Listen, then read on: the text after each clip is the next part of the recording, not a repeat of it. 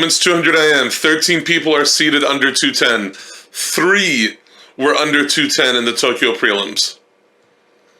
Those 3, I will pull it up in a second here. Those 3 were, Kate Douglas was one of them. I assume the other American, Kate Douglas, Alex Walsh. Katinka Hosu, and actually, I'm sorry, there was 4 under 210. There was a tie for third.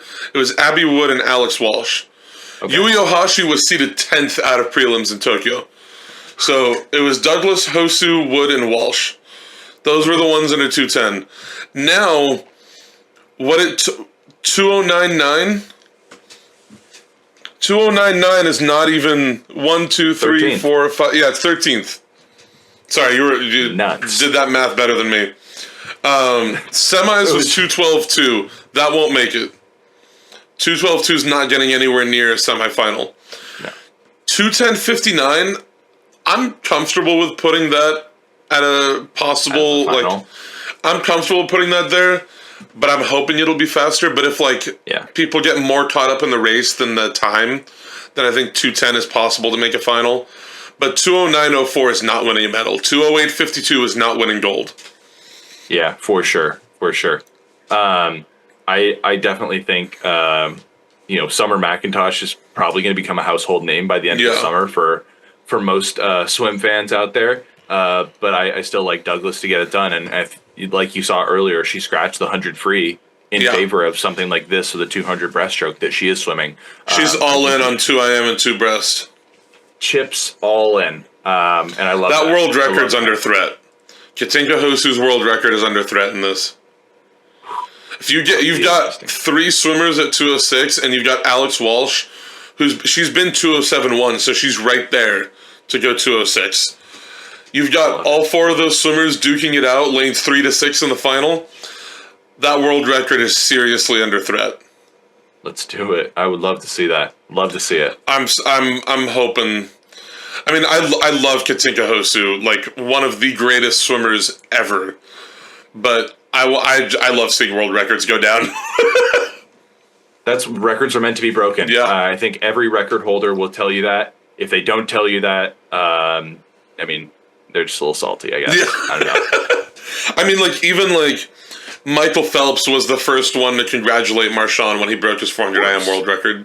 Of course. Because the way I see it, it doesn't erase the history of you set that mark. You were part of that history. But, there's no reason not to celebrate the passing of the torch when it comes up. Sure. Yeah, no, I always think about that when I look at, high school recruits these days. I was getting recruited out of high school with, very fast times. And, these days, recruits are going times that I went, my senior year of college. Recruits are making the Olympic team. Recruits are making the Olympic team. And I'm like, come on, guys. The bar is, it's not fair anymore. I was, one of the top recruits in my state. And, no shot I would have even... whatever. I digress. Records are meant to be broken. Oh, yeah. Speaking of records that will probably be getting broken, women's 100 backstroke. 20 people are seated under a minute. Not much faster than the Tokyo prelims, where 14 people got under a minute. But, again, this is another event where, Tokyo prelims, you had 3 people go 57. And they traded Olympic records. I remember this distinctly. Heat 4, Kylie Moss, 58.17, Olympic record. Heat 5, 57.9, Reagan Smith, Olympic record. Heat 6, Kaylee McEwen, Olympic record. And then Smith broke it again in semis, and then McEwen broke it again in the final. So 5 Olympic records in one event is... that hasn't been seen since 2008. No. But this event's gotten so much deeper, I think. 004 made semis in Tokyo. I think 59 mid makes it here. I think 59.5, 59.4 will make semifinals because there's so many more people going 58.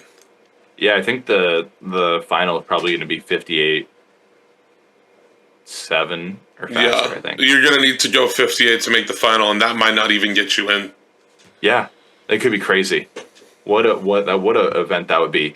I definitely think when looking at this from a strategy perspective, obviously both Kaylee and Reagan can do the 200 as well, which is something you don't always see with like 100 backstrokers. So I think the race strategy for them's got to be a little bit different. Like they're pretty much gonna try and probably even split this thing. It would be interesting if someone like Burkhoff, who's a little bit more on the sprint side of things, like just took it out and bait him into doing something crazy. Because this is her lone event. Yeah. She's got this in the medley relay. So, like, if Smith and McEwen are tired at this point, like, Burkhoff's going to get in there and, like, try to surprise him and try to take him out in that race. I would love to see it. That'd be cool. Burkhoff Blast Off 2.0. Yeah. I wonder if her dad's making the trip to... Because it would be cool if she gets on the medal podium, if they had David Burkhoff be the one to present the medals. That'd be a neat piece of history. They're probably already thinking about stuff like that. I'm sure. We're going to make Brett Hawk very happy here. Women's 50 freestyle. 24 people under 25-0. Again, 22 were under 25 in Tokyo, so it was not that big of a difference in terms of speed on the back end of things, but 2470 is seeded 24th here. 2482 made semifinals. So that's way faster already. Yeah, 2432 is right. Actually, 2432 is right around what it'll take to make the final. Probably. It's always one of those things where, like, I could not imagine being these women in the ready room. Yeah. And just seeing those times go down. 24 low, 23 high, 24 low. And you're just in that last heat like, God damn, I'm going to have to go fast. You're like, you're right. All right, I'm ready. I'm ready, I swear. It's going to be this is going to be such a fast one just to make the final, like you said. I agree. I think 24-3, 24-2 high probably makes the final. 24-2 is not medaling. No. Sorry. Yeah, I don't think. Oh no, I didn't mean to say that you said that. I'm just saying it's not medaling. I think as far as medals go, Sjöström takes this one. I would love to see her. You think she's going to end her career after this one? I would love to see her go out on a high note. No, I think she has that last little swim. I know for her camp. It's possible that she'll do that. It's possible, but she said she was trying to break the world record in the short course meters 50 fly at that meet. Yes, I think and she easily could go another 4 years. It's possible. I think it would be like, I would be disappointed, but it's possible. Like, she's been doing this for 16 years. So, like, literally over half of her life has been spent on an elite international stage swimming. Yeah. So, I mean, I wouldn't blame her for wanting to, like, call it and be done. But there's a part of me that wants to see her win again in LA. I was doing some research for an upcoming video of mine, and she, at age 15, broke the women's 100 butterfly record. So since 15, she's only 30 right now, about to turn 31. I think she made the final. No, she didn't make the final, but I think she made semis in Beijing. Yeah. And then turned around a year later and broke the world record at the super suited worlds. I think it's just like crazy cool fast that she's been under such scrutiny for over 15, not scrutiny, but like all eyes have been on Sarah Sjöström for 15, 16 years now, and she's still putting out top Olympic. I mean, she's 0.3 on the rest of the not field. Even Michael Phelps can put it to his name that he was able to break world records in different events 16 years apart, or 15 years apart. Like, as good as Michael Phelps is, he was not able to pull off something ridiculous like that. She's a beast. She's getting first. I got either the Polish lady or Gretchen or Simone coming in second and third. I don't really know how it's going to wash out, though. I think, what was the podium this year at Worlds, I believe, was Sjöström. She swam at Worlds, right? Sjöström, and then, oh my God, Wasik and Douglas in some order. I'm pulling this up. I'll put it on screen. 53, it was Sjöström, Douglas, Wasik was the podium. Okay. If Douglas was swimming this, I'd put her at a not a lock. It's a 50 freestyle, so nothing's a lock. But I'd put her at least possible to make the podium. I think Sjöström, Wasik gets on the podium again, and then take your pick of Shayna Jack, Simone Manuel, Gretchen Walsh. all these swimmers, I don't think Zhang Yufei gets up there. I don't think so either. I don't think either of the ladies from China get up there. I think those top 5 are your medal podium in some order. Yeah, I think so. I love it. The next one, though, I'll let you introduce this because this is my favorite women's event of the meet. Women's 100 fly, 25 are seated under 58.0. 13 in Tokyo were under 58 in prelims. Semis was 58.08. Finals was 57.19. A medal was 55.72, and gold was 55.59. Oh my God, numbers. That was a tight Tokyo final. I forgot about that. That was Tori Husk was off the podium by 100th, and she had 55.73. Yeah, bummer. My goodness. Does she get on the podium this time around? Husk, yeah. I mean, 55.52, matching that will win her a medal, which I think she could go faster than that. But my dark horse in this race is Angelina Kohler from Germany. Okay, so looking down for that one. She's fourth seed, I believe. Yeah, I think if memory serves, she made the final in Tokyo, and I think she was 6th or 7th. Before this year, had not broken 57 in her 100 fly. Went 56.41 at Worlds, top seed out of prelims, and then went 56.11 in semifinals, and then won gold in a 56.28. Okay. So she's my dark horse in this race. I think she could break in there and go 55 and win a minor medal. We haven't really seen. I say minor medal. A bronze medal is still like one of the greatest achievements you can ever do in your life. Sure. So bronze medal is by no means anything to scoff at. Maggie McNeil is seated down there in 6th. Haven't really seen a lot from her this year. The last time she broke 56 was, I think, Tokyo. I think you're right. But I mean, I can't count out Maggie McNeil by any means. I got her getting 2nd, I think. I would not be surprised. Yeah, I would not be surprised if she gets up there and gets 2nd. Like, I'd be very happy. Because she's like me. When I interviewed her, she's like me. She's very statistics driven. She's a huge swim nerd. So like we had fun talking about that, but she undoubtedly knows all of these people's best times, what they split, like all of that stuff. So she's definitely on top of it. Like, she knows exactly what she needs to do. Yeah, and trained with Siobhan Haughey in college as well too. Yeah, up in Michigan for a little bit. Yeah. That is awesome. I'm excited for the women's 100 fly. What is Gretchen Walsh going to go 54? That's really the question of all questions, I think. Because if you look at the Olympic trials semifinal, I was watching that video this morning, and she was body links on those girls, body links at the 75. It just looked easy. If she doesn't, I mean, I don't know if she goes 54 down or anything, but oh my god. What's crazy is that the world record.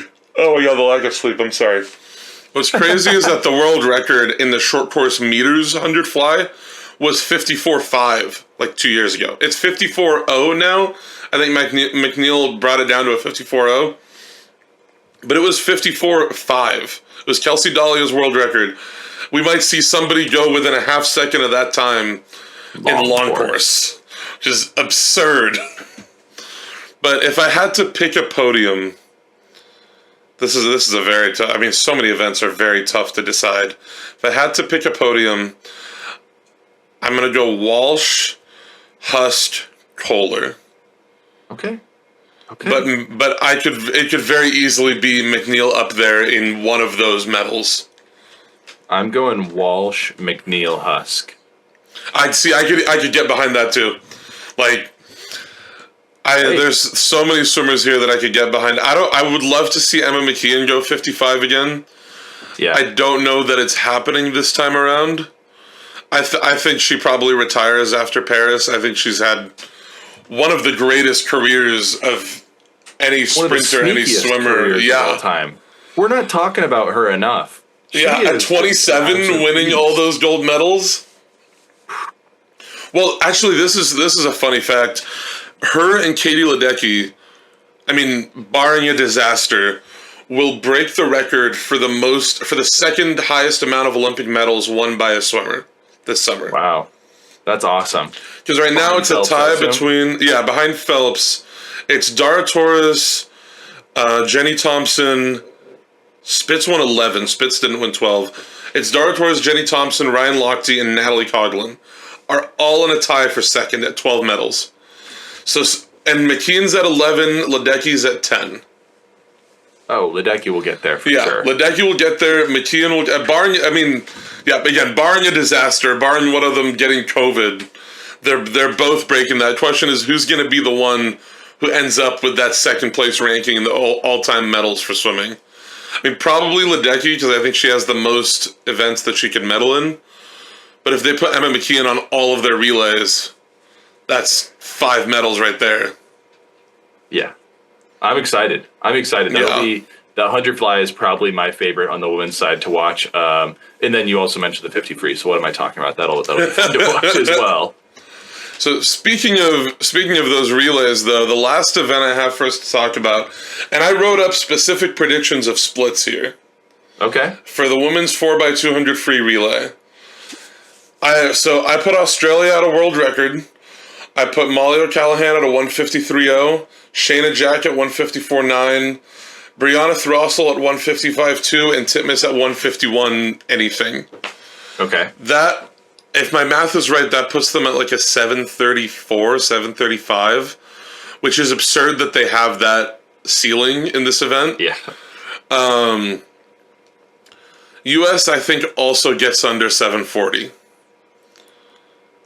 Because they went 740 point something in Tokyo. They went 740.5, I want to say. Something like that. I was going to ask you why you selected this relay instead of the 4x1 for the woman. Because I think that's where a lot more of the action surrounds. But like you said, if you're talking from a numbers perspective, the Australian woman in this 200 freestyle, it's definitely their better one, and that's going to be the fun one for them. I just think the U.S. are going to get smoked by so much. All the U.S. fans are going to be like, wait, why are we watching this race again? I think people will get lost in the sauce, so to say, of seeing Australia be that far ahead. People won't even be paying attention. It's like U.S. went 740.7 in Tokyo. Okay. And that was with Schmidt splitting 56.3, Madden 55.2, McLaughlin 55.3, and Ledecky 53.7. And that should have been a gold medal relay. Yeah. I will say that. That should have been a gold medal relay. Australia should have gotten silver. I don't remember who was fourth in that relay. I think it was Canada. They should have gotten bronze. Yep. 2 of those swimmers on China's relay should not have been there.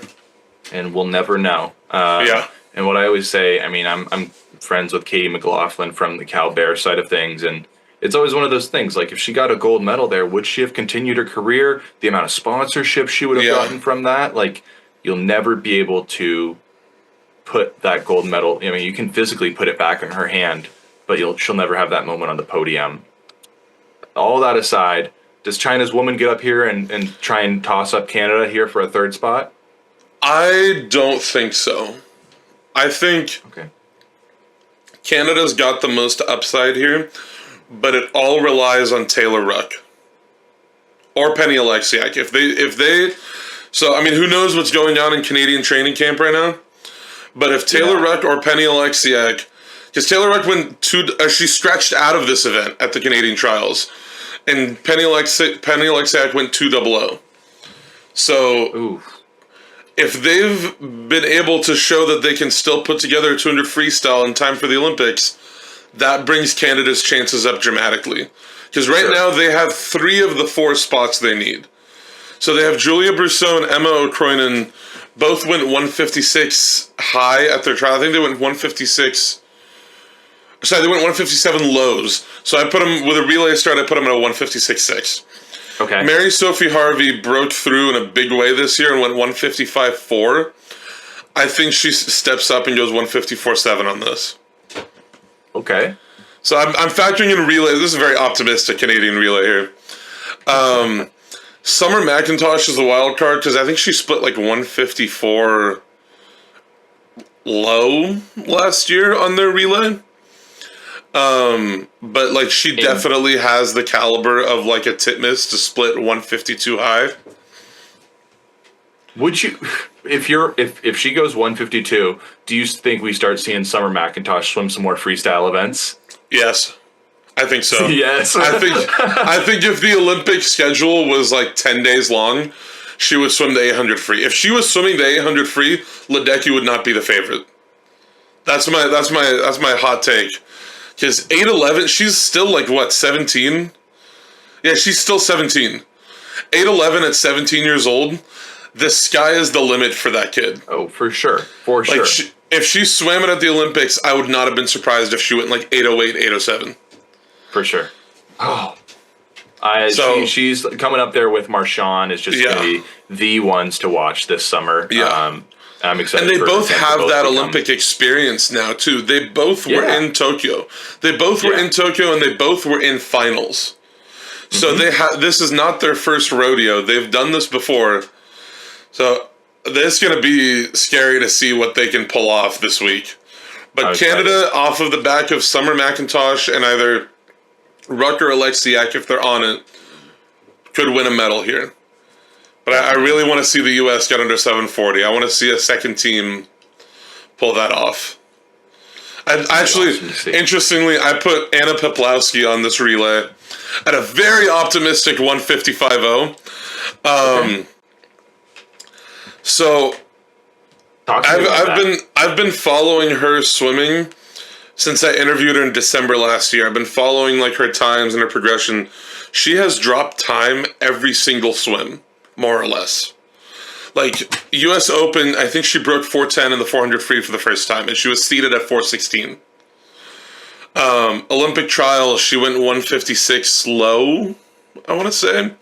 Yeah. She has been rapidly improving, and I think making that World Championship team last summer, which she made it because Ledecky scratched. She was 7th at trials, and she made it because Ledecky scratched. I think making that World Championship team last summer is the reason she made the Olympic team this year. Because it gave you that boost of confidence of, like, I can hang with these swimmers. Like, I can be on a relay with the best swimmers in the world and still be able to contend with them. And then Erin Gemmel's 154.3, that one, I'm willing to back that one up because she went 154 at Junior Pan Packs. Yeah, I recall. Big swimswam article for that one. Yeah. So I think she could go 154 easily again. And that puts them at, I believe, under 740. If my math is right. Because that's all faster than the relay from 3 years ago. That's significantly faster than all those girls. Especially if Ledecky goes 152 there. I think that brings down the average a lot. Which that was the one I was most questioning of these four splits. I mean, besides the Peplowski one. I was questioning the Ledecky one because I think, like I said on your live stream earlier, I think she's become more geared towards 800, 1500 over the 200. Especially training at Florida. Yeah. But not having the 200 free on her schedule might open things up that she can just train this for fun and just enjoy being on this relay. And who knows what can happen when Ledecky's having fun. Hey, I would love to see her put herself back in that conversation, beat someone like O'Callahan or something. Yeah. You know, I know you got her going lead off over there. So if she could at least get that mental boost in her mind, hopefully that propels her for the next 4 years thinking, gosh, maybe I should start training this thing. I don't know. God, if she like, I would not be surprised if we see Ledecky, like, I mean, I'd be surprised, but I would not be shocked per se if she just decides, you know what? Instead of retiring, I'm just going to swim the 100 and 200 and just like go through to like 2032 and is swimming like on the 4x100 free relay in Brisbane in 2032. That'd be cool. That would be cool. I want to see her win that 800 free. It'd be way harder in LA. Like, it's going to be significantly harder, especially if McIntosh is swimming it. But I mean, people will rise up out of the woodwork. Like, Titmus will improve. Li Bingji will improve. All these swimmers who are at like 813, 814, they will get faster. Some 15-year-old, yeah, exactly. Yeah. But if she wins it again and wins the same event 5 times in a row, would be, I mean, that has to cement her as the greatest distance swimmer ever if she isn't already. Yeah, that would be insane. Yeah. Yeah, there's definitely more events we could talk about, but those were the ones. 3 hours together talking about swimming. Yeah, literally. Yeah, this was so much fun, dude. Literally, anytime you want to talk about swimming, I love this sport. I love talking about this sport. This was so much fun. Hey, man. Yeah, I think your podcast is like helping grow the sport of swimming. I think like conversations with every athlete. I love how you like find like amazing stories that I've never even heard of, and I'm like, whoa.